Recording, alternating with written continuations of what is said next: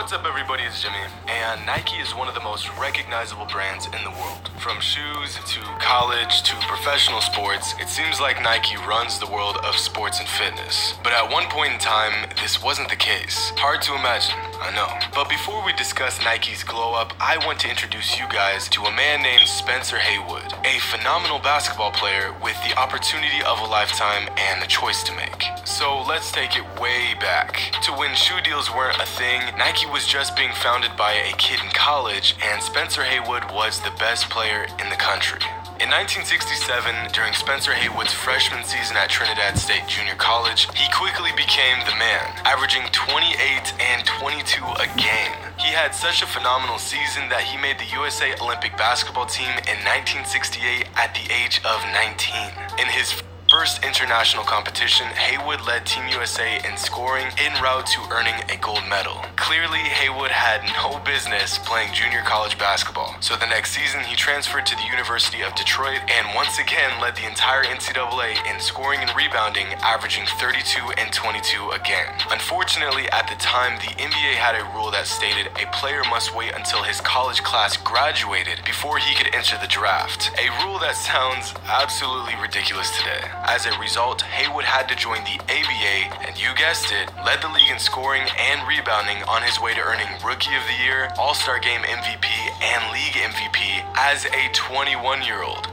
My mans could flat out ball. During this same time period, a student at the University of Oregon was creating a new shoe brand. You may have heard of it before. He called it Blue Ribbon Sports, but later changed the name of his company to Nike. In 1973, Spencer Haywood was the NBA's brightest young star. At the age of 23, Spencer was already a three-time All-Star and was averaging 30 and 13 a game. Nike saw immense potential in sponsoring a young athlete with so much potential. But at the time, Nike was just a small company out of Oregon who was known for their running shoes. This was so early on in the company's history that they didn't even have a patent on the famous swoosh logo yet. In fact, Nikes were kind of a joke in the early 70s. If you weren't a runner, you probably had never even heard of them, and if you were an NBA player, you definitely weren't going anywhere near them. In the early 70s, the basketball shoe market was basically two brands, Converse and Adidas. But Nike saw something special in Spencer, and they were ready to take the leap into the world of basketball. So in 1973, at the peak of his NBA career, Spencer Haywood signed a shoe deal with Nike, making him not only the first basketball player to have a shoe deal with the brand, but the first NBA player to ever have a shoe deal.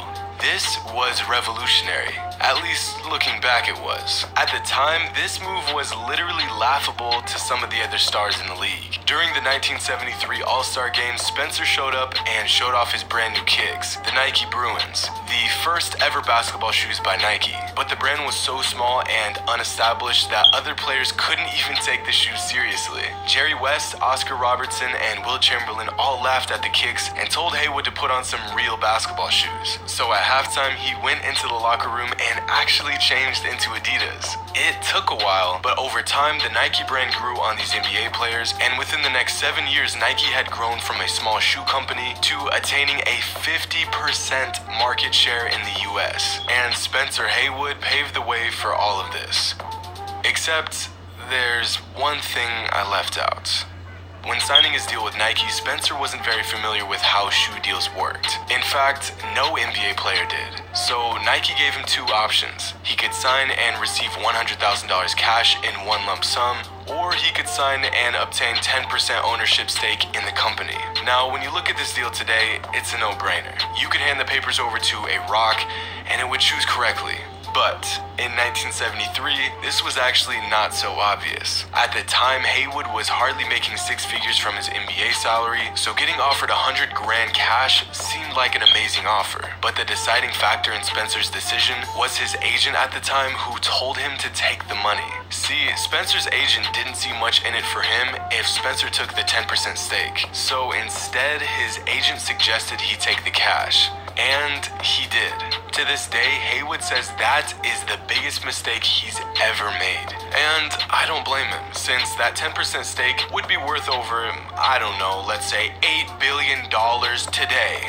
Yes, billion. To put it into perspective how much money that is, Michael Jordan is the most valuable athlete slash former athlete of all time, and he's worth 1.6 billion. Needless to say, it wasn't long before Haywood fired his agent. The worst part about his decision is that Spencer said that he was leaning towards taking the 10% stake in the company, but was persuaded by his agent who got a nice slice of that 100 grand. But hindsight is always 2020. Nike could have ended up being a flop, and taking the $100,000 would have seemed like a genius decision.